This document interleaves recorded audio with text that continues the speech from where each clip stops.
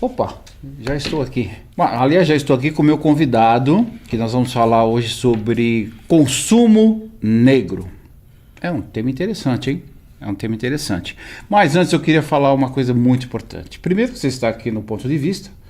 É um programa que fala o ponto de vista dos nossos convidados. E antes de já apresentar o convidado especial, como sempre, eu vou falar do vestibular. Por que eu estou falando isso?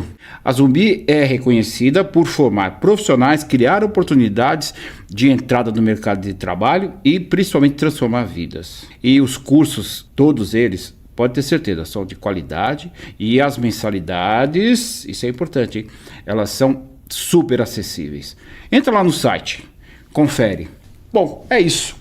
Acho que combinado, né?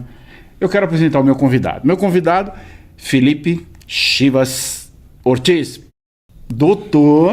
Professor doutor Felipe. Mas posso chamar de Felipe? Tudo Por bem? favor, claro. Legal. Ele é coordenador do CEP Racial aqui da Universidade Zumbi dos Palmares. E hoje nós vamos bater um papo sobre toda essa história do CEP Racial.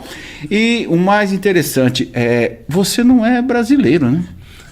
Bom, eu sou cubano, nasci em Havana, Cuba, mas levo mais de 20 anos morando aqui em Brasil, em esse maravilhoso país.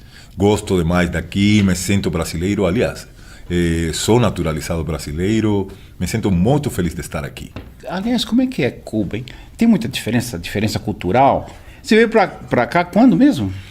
Faz uns 20 anos atrás. Ah.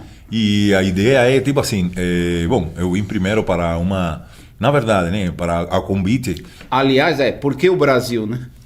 Bom, interessante, né? Na verdade, na época eu tinha várias ofertas de países que estavam procurando meus serviços, meu trabalho.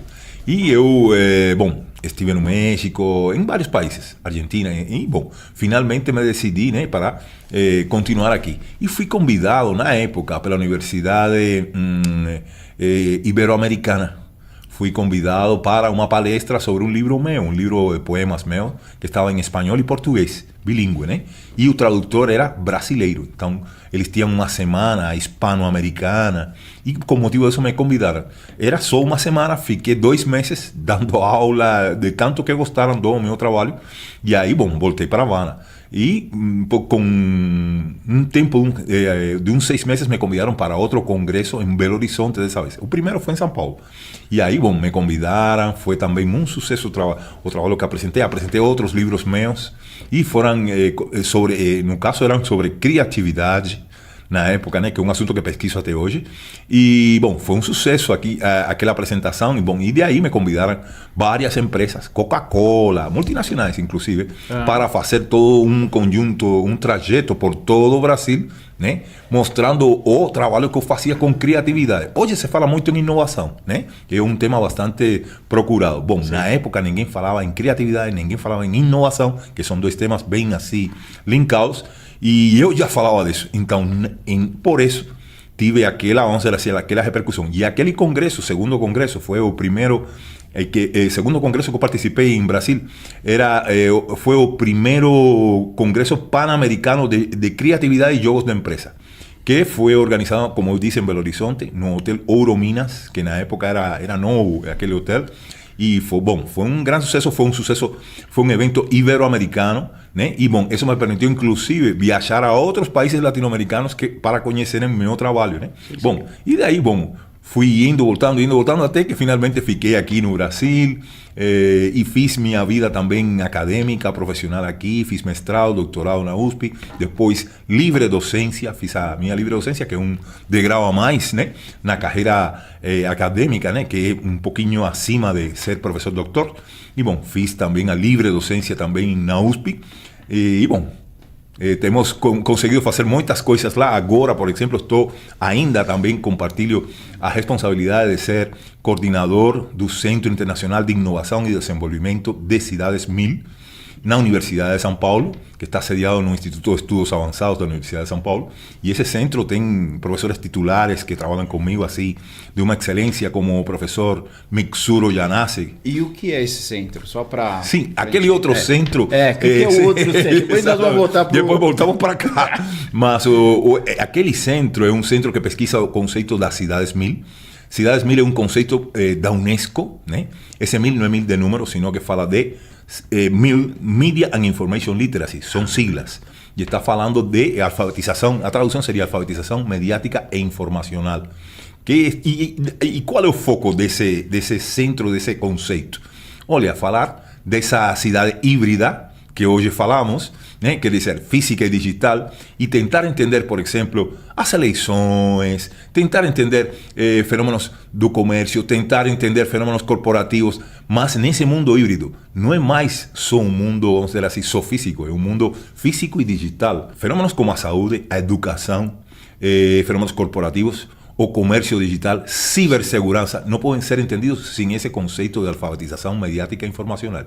Que significa, todos temos que nos educar, reaprender e saber um pouquinho de algoritmos. Não é que a gente programe algoritmos, mas saber como funciona o algoritmo.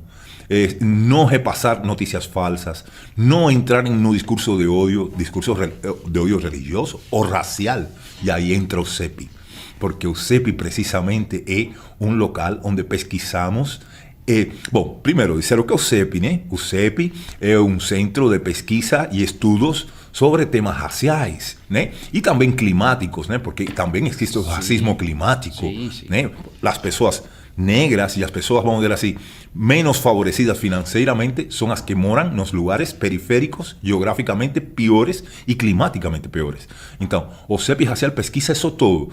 Pesquisa, por exemplo, o consumo negro. Pesquisa também, é claro, o empreendedorismo negro, né? Olha, até pouco tempo atrás não tínhamos cremes para o rosto para as pessoas negras. Não tínhamos perfumes mais diferenciados. E, detalhe, somos o 54% da população, segundo o censo do IBGE. Por que não vamos estar presentes com produtos específicos para nossa pele, para nossas características como seres humanos? E então, isso é muito, muito importante. E isso estamos falando, por exemplo, de pintura labial, estamos falando, de tudo. Então, é um mercado importantíssimo que a gente, não por, vamos dizer assim, só por uma questão de justiça social, sino também por razões mercadológicas. Você vê uma coisa interessante. Eu há uns programas atrás, bati um papo com o Pestana. O Pestana, ele é o CEO da revista Raça. E eu não sabia que quem criou a revista Raça foi uma coreana. Olha que interessante. Também não sabia. Ela teve uma visão há anos atrás, né, que a revista era, né? Ela teve a visão de criar essa revista. E é o que você falou, realmente a gente não se vê muito representado lá em cima, né? Na direção, gerência até que tem, né? Mas subir um pouquinho já dificulta. Embora tenha mudado bastante. Antes era até pior. Até nas universidades o aluno negro não aparecia. Na USP, então, era, sei lá, 1%, 2%, olha lá. Bom, e com as cotas isso mudou e vem mudando. Aliás, como é que você vê a história das cotas? Nós estamos falando de consumo, mas vamos chegar lá pouco mais. Mas como é que em Cuba, como é que era a história em Cuba? Porque Cuba também tem não sei, como é que essa parte Eu sou a favor das cotas, com certeza. É claro que é um processo de crescimento, às vezes por ignorância, as pessoas falam que são contra as cotas, né? Porque começam a comparar a situação, por exemplo, da pessoa que é um morador de uma comunidade, né? Ou favela, né? E branco e negro. Mas aí que está, se a gente compara só desde o presente, aí estamos tendo um pouquinho de um viés, né? A gente fala em termos de pesquisa. Porque, na verdade, o que as cotas estão propondo é uma compensação histórica e social, histórico-social. O que significa isso? Que não é só a pessoa, é dizer, não podemos comparar só o presente, sino o histórico do que significou a escravatura, o histórico do que significou para toda uma população, né? Vamos dizer assim, as medidas que eram, aliás, estruturais, medidas, por exemplo, de não permitir que as pessoas negras estudassem nas escolas. Isso acontecia nos anos 1800, quer dizer, estamos falando diretamente de educação, quer dizer, compensar essas coisas negativas seculares que com certeza estão incidindo até hoje, né? Porque se se proibiu que essas pessoas estudassem lá atrás, século XIX, até século XIX, estamos falando, quer dizer, não é muito tempo atrás, estavam proibidos de estudar, proibidos de ter terras por lei. Bom, e muitos dos principais intelectuais brasileiros de todas essas épocas, além das pessoas que ocupavam o poder, eram totalmente, vamos dizer assim, totalmente e muitas vezes explicitamente racistas. Olha, dá para entender todo o prejuízo que se criou para essa população vulnerável, que hoje é uma população vulnerável. Então, com as políticas políticas afirmativas, de cotas, estão tentando compensar todos esses anos, para não decir décadas, para no decir por lo menos séculos, de prejuízo para esse grupo social que são as pessoas negras. Tá, eu estou fazendo esse paralelo com Cuba. Cuba. Sim, sim. Né, que teve lá foi a colonização espanhola, aqui foi a portuguesa. Como é que é? O que você vê de diferença e pontos iguais? Como é que é isso para você? Olha, é interessante, né? Esse comparativo, porque ambos são, tanto português como espanhol, ibéricos, né? Da Península Ibérica na Europa, né? Mas, com certeza, teve diferenças, né? Teve diferenças e semelhanças. Entre as semelhanças, a crueldade, né? Que se teve com as populações indígenas e com os escravizados. Sim, é uma semelhança, sim. Mas, é claro, as diferenças também estão presentes. Por exemplo, as diferenças culturais, linguísticas, e isso redundou em que hoje nós falamos espanhol lá em Havana e aqui no Brasil se fala português, né? Também outra semelhança é a resistência que tiveram os povos cubanos, quer dizer, os naturais cubanos, né? Que a gente chama de crioulos, né? Criollos em espanhol, tá? E também a resistência que teve a população brasileira, né, encabeçada por Zumbi, esses grandes heróis, né, que também admiramos em Cuba. Em Cuba se admira muito Zumbi dos Palmares. Não sabia. Sim, em Cuba, depois da Revolução Cubana, no ano 59, toda a população teve acesso firme à educação. E em Cuba não se aplicou, respondendo também sua pergunta dos comparativos, não se aplicou, até hoje, não se aplicou a política das cotas. Mas na prática, vamos dizer assim, se procurou que as pessoas negras e de baixa renda, que todo mundo tivesse acesso à população, à educação, com políticas internas, por exemplo, as brigadas médicas cubanas, e você vai ver muitos médicos negros e negras. Você vai ver em qualquer estrato da população, você vê o parlamento cubano e vai ver muitas pessoas negras. Então, sempre se propiciou, né, pela alta direção do país, que os negros, que as mulheres estivessem presentes, sem aplicar a política de cotas, que estivessem presentes nos cargos e nas funções de poder. E a população lá quanto aqui? Mais uns 53%, 57%, né, de autodeclarados, né? E lá? Lá, sim. Lá o percentual tem mudado, né? Mas eu sou muito, vamos dizer assim, escéptico dos percentuais que se mostram lá. Porque segundo o que se mostra lá, né? A população branca é maior que a população negra. Eu, sinceramente, duvido bastante desse percentual, né? É minha percepção de cubano, não tenho, claro, justificativa de pesquisa, né? Mas, olha, sinceramente, a cultura dos afrodescendentes em Havana, Cuba, é fortíssima, se vê. E nossas religiões... Cuba não é só Havana. Não. O que a gente vê, por exemplo, o que eu vejo, por exemplo, realmente são mais negros, afrodescendentes. Eu não vejo brancos ali, mas não sei se...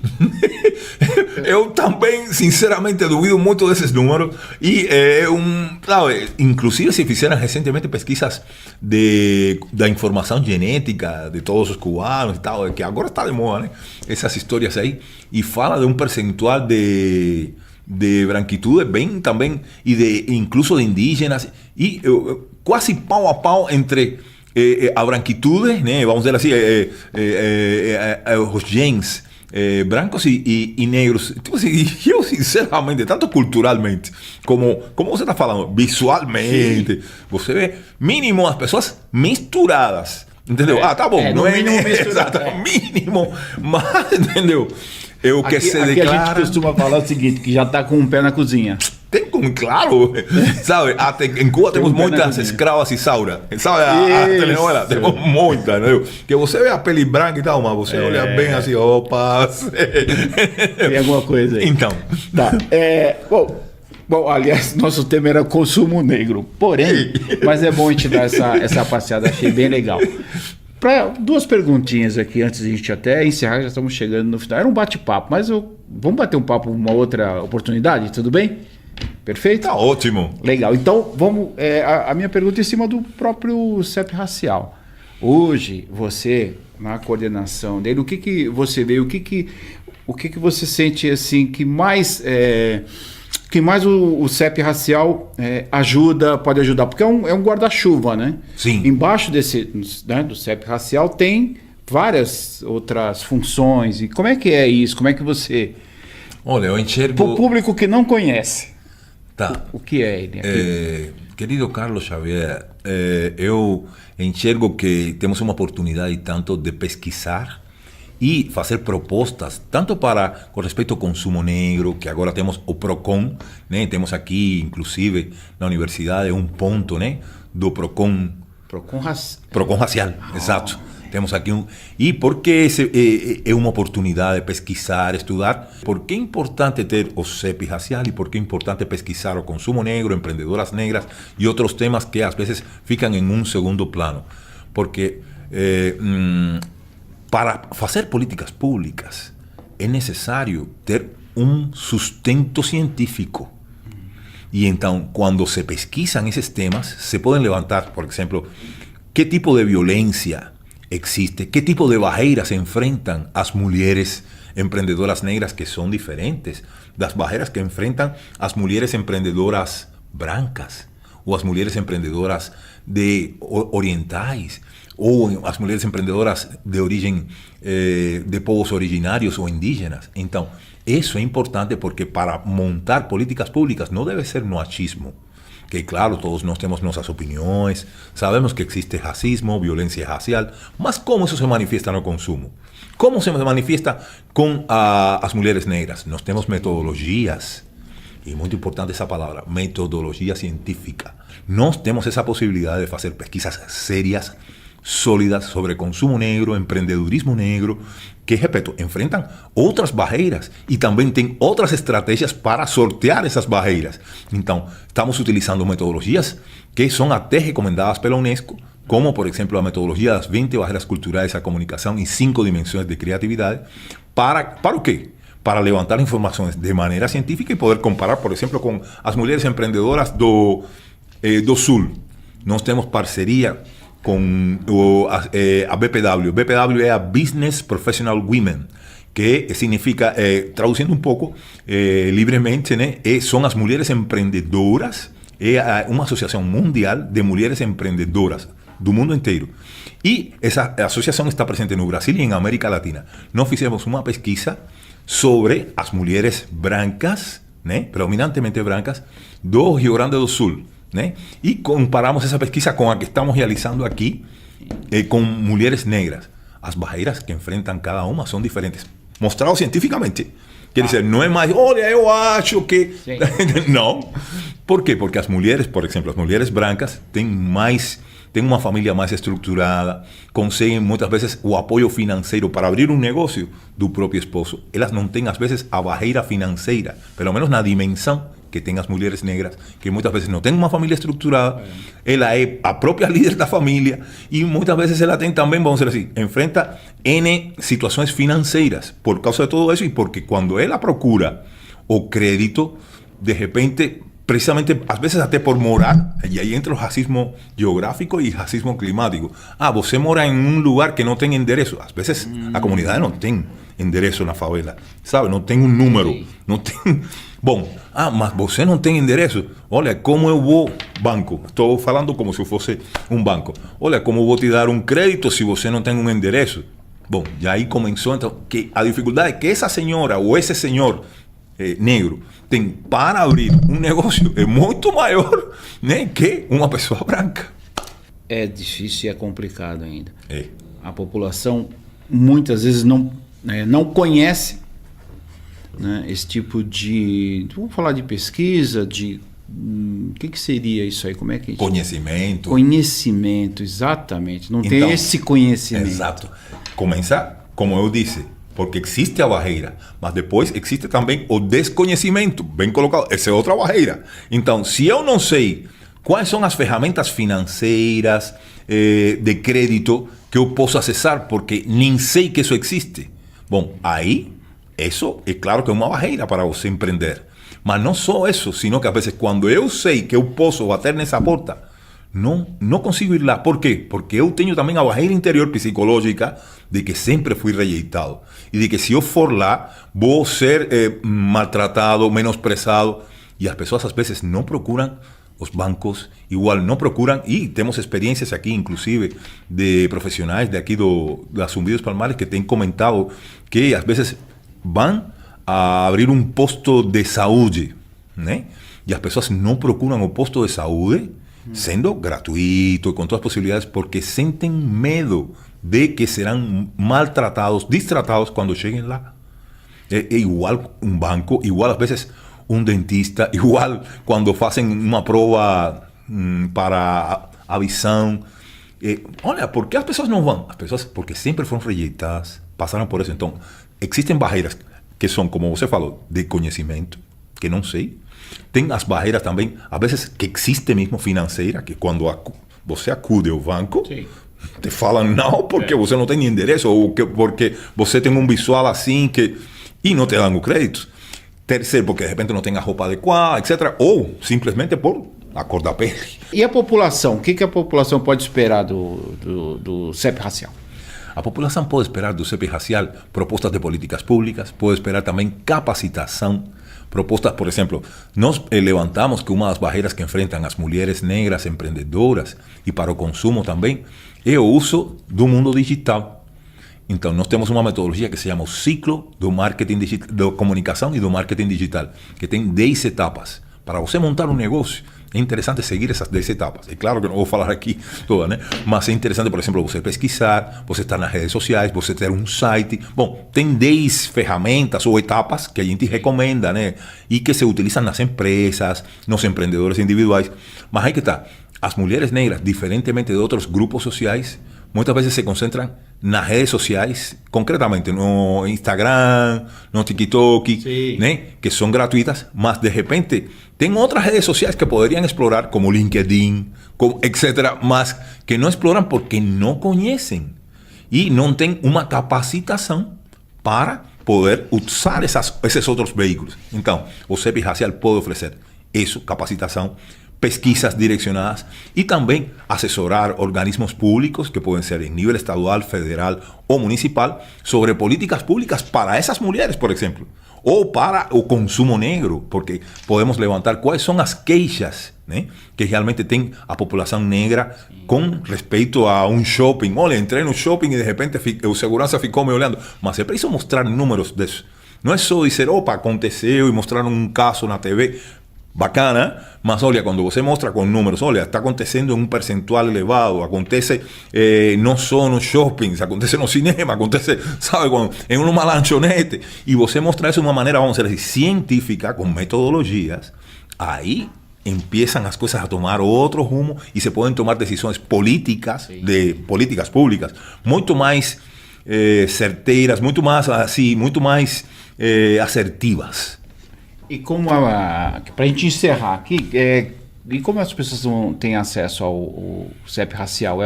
Está dentro do site da Zumbi? Como é? Está dentro do site da Zumbi e agora vamos publicar essa última pesquisa, vai ser publicada, né, no site da Zumbi. E não apenas isso, também quem quiser, quem tiver interesse em pesquisar com a gente ou conhecer nosso trabalho, pode nos visitar aqui na Universidade de Zumbi dos Palmares, terceiro andar, né? Estamos aqui disponíveis e querendo também compartilhar conhecimentos, experiências e crescermos juntos. Muito bem. Olha, o papo está ótimo, só que o nosso tempo acabou e já faz um tempinho aí. Eu quero agradecer a sua presença e antes de encerrar eu quero dizer o seguinte, aliás eu vou falar aqui para vocês, Eu tinha um monte aqui de pergunta para fazer e não fiz, acho que 80% dela. Mas vamos deixar aqui já acordado de um próximo bate-papo para a gente para desenvolver essas outras aqui. E o que mais aparecer aqui no CEP Racial, que você puder falar para a gente, claro. Então é isso, quero agradecer a sua presença e quero contar com ela já numa próxima oportunidade. E aí, tudo bem? Excelente, muito obrigado pela oportunidade de poder compartilhar experiências, conhecimentos e realmente é tão importante isso, né? Poder não só divulgar, sino também deixar uma experiência, um legado, é fundamental. Eu tenho em torno de 39 livros publicados já, em espanhol, inglês, português, etc, né? Mas, tipo assim, nada como poder compartilhar assim, dessa maneira, né? Porque tem gente que não vai ler os livros, né? Mas tendo essa experiência aqui, visual, televisiva, youtubica. Não, perfeito. Então vamos fazer o seguinte, da próxima vamos falar sobre os livros publicados, vamos falar sobre as suas formações, e eu sei que são muitas e importantes, e vamos falar de outras coisas que estavam aqui no meu script. Tudo bem? Ótimo. Então, maravilha, muito obrigado mesmo pela sua presença. Eu okay? agradeço. Legal. Então, fica com a gente para um próximo ponto de vista, tá? Mas olha, o Felipe vai voltar. Ok? Então, é isso. Até a próxima. Fomos.